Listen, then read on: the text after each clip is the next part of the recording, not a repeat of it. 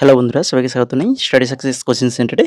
বন্ধুরা, আজকে আমরা যেটা আলোচনা করব ওয়েস্ট বেঙ্গলের যে কলকাতা পুলিশের কনস্টেবল রিসেন্ট 2023-এর যে এক্সামটা হয়েছিল, তো সেই এক্সামের জেনারেল অ্যাওয়ারনেসের যে কোশ্চেন ছিল 40খানা। তো সেই 40খানা কোশ্চেনই কিন্তু আজকে আলোচনা করব।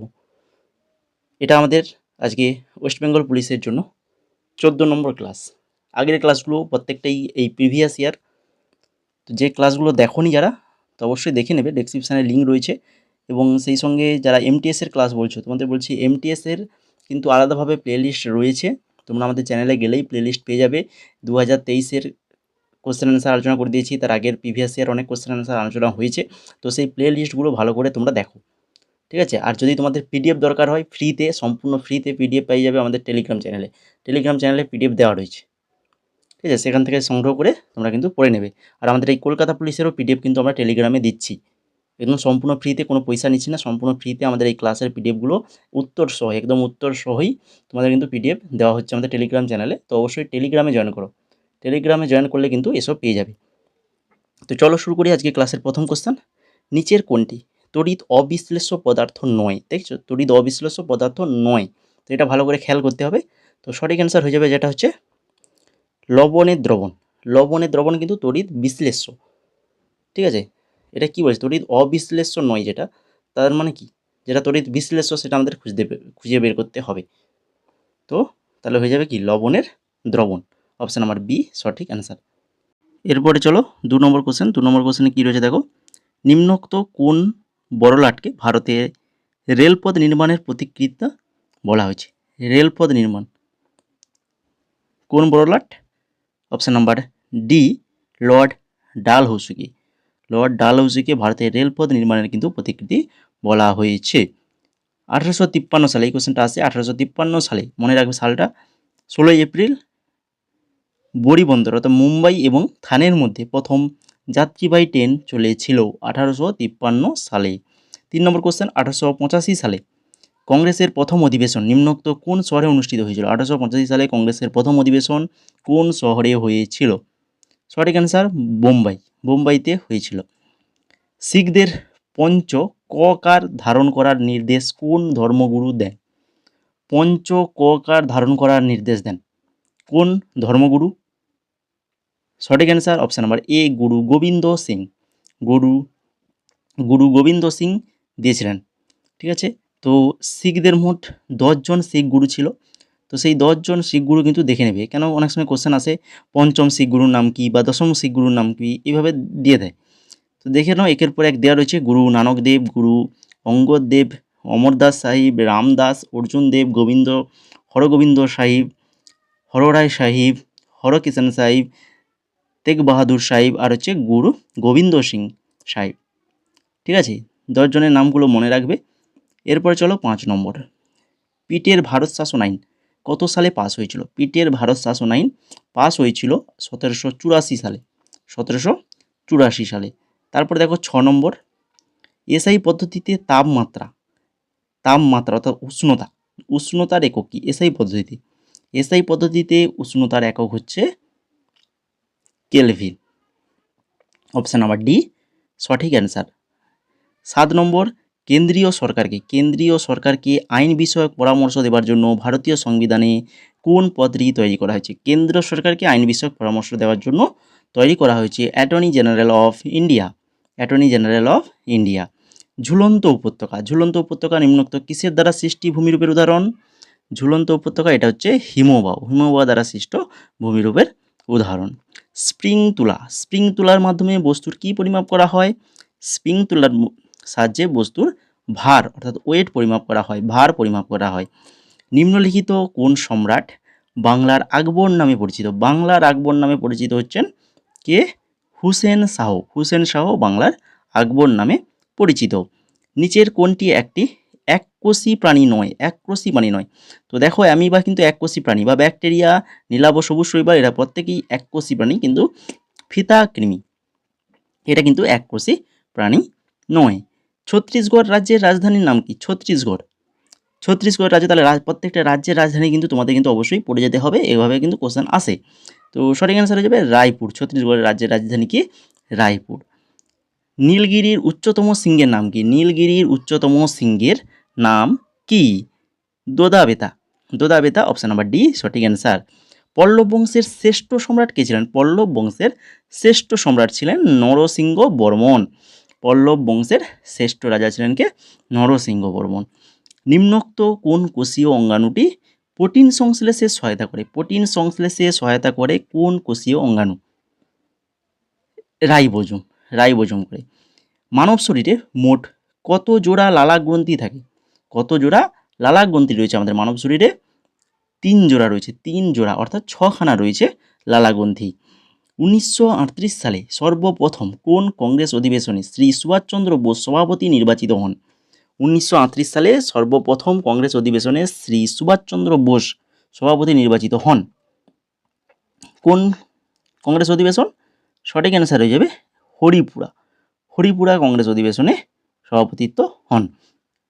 এরপরে পটাশিয়াম। পটাশিয়াম পারম্যাঙ্গানেট দ্রবণ কি বর্ণের হয়? পটাশিয়াম পারম্যাঙ্গানেটের দ্রবণ কি বর্ণের হয়? বেগুনি বর্ণের হয় পটাশিয়াম পারম্যাঙ্গানেট। যেটা দেখো পুকুরে যদি জল যদি মানে নষ্ট হয় তখন কি করা হয়? এই পটাশিয়াম পারম্যাঙ্গানেট দেওয়া হয়, তাই কি না? বা মাছের বিশেষ করে যেটা হয় মাছগুলো যদি মারা যায় বা মাছের মধ্যে যদি কিছু মানে সমস্যা রোগ দেখা দেয়, গায়ের মাছের মধ্যে লাল লাল ধরো কিছু দাগ দেখা দিচ্ছে, এরকম যদি হয় মাছ মারা যাচ্ছে, তখন কিন্তু পুকুরের জলে কিন্তু পটাশিয়াম পারম্যাঙ্গানেট কিন্তু দেওয়া হয়, তোমরা লক্ষ্য করবে। এরপরে দেখো 19 নম্বর কোশ্চেন। 19 নম্বরে কী রয়েছে? আবার দেখো পটাশিয়াম। পটাশিয়ামের রাসায়নিক সংকেত আমি আগের ক্লাসে বলেছিলাম পটাশিয়ামের পি বললে কিন্তু ভুল হয়ে যাবে। কি পটাশিয়ামের কি বলে দিয়েছিলাম? কে হচ্ছে পটাশিয়ামের কিন্তু রাসায়নিক সংকেত। এরপরে দেখো গ্রানাইট। গ্রানাইট কোন শিলার উদাহরণ? গ্রানাইট কোন শিলার উদাহরণ? গ্রানাইট কিন্তু একটি আগ্নেয় শিলা। আগ্নেয় শিলার উদাহরণ দেখে নাও। প্রত্যেকটা শিলা আমি এখানে দিয়ে দিয়েছি, উদাহরণ দিয়ে দিয়েছি। আগ্নেয় শিলা যদি বলে তাহলে গ্রানাইট, ব্যাসাল্ট। তারপরে পাললিক শিলা যদি বলা হয় তাহলে সেক্ষেত্রে বলবে বেলে পাথর, চুনা পাথর। আর রূপান্তরিত শিলা যদি বলে মার্বেল, কোয়ার্জাইট, সিক। এরপরে দেখো 21 নম্বরে national stock exchange. National stock exchange কোথায় অবস্থিত? ন্যাশনাল স্টক এক্সচেঞ্জ এটা রয়েছে মুম্বাইতে রয়েছে। এরপরে দেখো 22 নম্বর বাংলা উপন্যাস কালবেলা। কালবেলার রচয়িতা কি? কালবেলার রচয়িতা হচ্ছেন Samaresh Majumdar. Option number D সঠিক অ্যান্সার। এরপরে দেখো 23 নম্বরে কি রয়েছে? ইম্পিরিয়াল ব্যাংক অফ ইন্ডিয়ার বর্তমান নাম কি? ইম্পিরিয়াল ব্যাংক অফ ইন্ডিয়ার বর্তমান নাম কি? সঠিক answer state bank of India. State bank of India 1955 সালে ইম্পিরিয়াল ব্যাংক অফ ইন্ডিয়ার নাম পরিবর্তন করে সেটা করা হয়েছে কি? ভারতীয় স্টেট ব্যাংক। এরপর দেখো 24 নম্বর মোহাম্মদ বিন তুগলক তার রাজধানী দিল্লি থেকে কোথায় স্থানান্তরিত করেন? মোহাম্মদ বিন তুগলক তার রাজধানী দিল্লি থেকে কোথায় স্থানান্তরিত করে? সঠিক অ্যান্সার দেবগিরিতে স্থানান্তরিত করে। কাতারে অনুষ্ঠিত ফিফা বিশ্বকাপ কোন দেশ জয়ী হয়? কাতারে যে ফিফা বিশ্বকাপ অনুষ্ঠিত হয়েছিল তো সেখানে জয়ী হয়েছিল কে? অবশ্যই আর্জেন্টিনা। অপশন নাম্বার ডি সঠিক আনসার। তারপরে দেখো সংগীতা, অরণ্যক, মহাভারত ও উপনিষদের মধ্যে কোনটি বেদের অংশ নয়? বেদের অংশ নয় কোনটি? বেদের অংশগুলো পড়েছ সংগীতা, অরণ্যক, উপনিষদ। এই যে মহাভারত কি বেদের একটি অংশ? তো অবশ্যই না। তো এটাই হয়ে যাবে আমাদের সঠিক অ্যান্সার। তারপরে 27 নম্বর ভারতীয় সংবিধানের কোন সংশোধনীর মাধ্যমে প্রস্তাবনার সঙ্গে সমাজতান্ত্রিক ও ধর্মনিরপেক্ষ শব্দ দুটি যুক্ত করা হয়েছে? সমাজতান্ত্রিক এবং ধর্মনিরপেক্ষ এই দুটো শব্দ যুক্ত করা হয়েছে। কোনটা? যেটা আমি এমটিএস ক্লাসে বারবার বলেছি, এমটিএসের জন্য কিন্তু এই কোশ্চেন কিন্তু একদম ইম্পর্টেন্ট কোশ্চেন, একদম বারবার আসে। এই যে 42তম সংশোধনী খুবই ইম্পর্টেন্ট সংশোধনী, একটা খুবই ভেরি ইম্পর্টেন্ট। এখান থেকে বারবার কোশ্চেন আসে কিন্তু প্রত্যেকটা এক্সামে।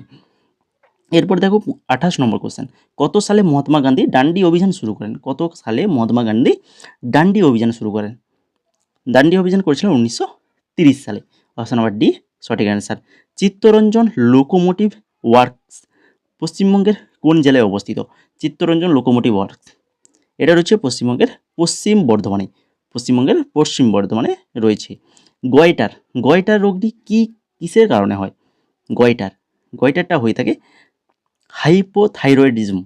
হাইপোথাইরয়েডিজমের জন্যই কিন্তু গয়টার হয়ে থাকে। নিচের কোনটি প্রত্যক্ষ কর নয়? প্রত্যক্ষ কর আর পরোক্ষ কর দুটো নিয়ে আমি পড়েছিলাম তোমাদের। তো এটা হচ্ছে জিএসটি কিন্তু প্রত্যক্ষ কর নয়, এটা একটা কি পরোক্ষ কর। দেখে নাও, এখানে আমি দিয়ে দিয়েছি আবারও তোমাদের প্রত্যক্ষ কর আর পরোক্ষ করের উদাহরণ। প্রত্যক্ষ করের মধ্যে কী কী রয়েছে? আয়কর, কর্পোরেশন কর, সম্পত্তি কর, উত্তরাধিকারী কর বা উপহার কর। আর পরোক্ষ করের মধ্যে রয়েছে শুল্ক কর, কেন্দ্রীয় আবগারি কর, পরিষেবা কর, মূল্য সংযোজন কর বা জিএসটি। এগুলো প্রত্যেকটাই কি হচ্ছে? পরোক্ষ কর। এরপরে দেখো ওরাইজা স্যাটিভা। ওরাইজা স্যাটিভা কিসের বিজ্ঞানসম্মত নাম? পারবে সবাই? ধানের বিজ্ঞানসম্মত নাম ওরাইজা স্যাটিভা। এরপরে দেখো প্রমাণ চাপ ও উষ্ণতায় 1 গ্রাম অণু কোনো গ্যাসের আয়তন কত হবে? প্রমাণ চাপ ও উষ্ণতায় 1 গ্রাম অণুর গ্যাসের আয়তন হবে 22.4 লিটার। এরপরে 34 নম্বর হেমাটাইট। হেমাটাইট কোন খনিজ পদার্থের এক ধরনের নাম? হেমাটাইট, হেমাটাইটটা হচ্ছে আকরিক লোহা। এরপর দেখো নিম্নলিখিতদের মধ্যে কোনটি তরল ধাতুর উদাহরণ? তরল ধাতু আগের দিনেও ক্লাসে ছিল, একদম সহজ কোশ্চেন তো। পারদ কিন্তু এটি তরল ধাতু। তারপরে দেখো কর্পূর। কর্পূরকে উত্তপ্ত করলে তরলে পরিণত না হয়ে সরাসরি বাষ্পে পরিণত হয়। তো এই যে কর্পূর কি একটা কঠিন পদার্থ, সেটা কিন্তু উত্তপ্ত করলে সেটা সরাসরি বাষ্পে পরিণত হয়। যখন কঠিন পদার্থ বাষ্পে পরিণত হবে তখন সেটাকে বলা হয় কি? ঊর্ধ্বপাতন বলা হয়, ঊর্ধ্বপাতন।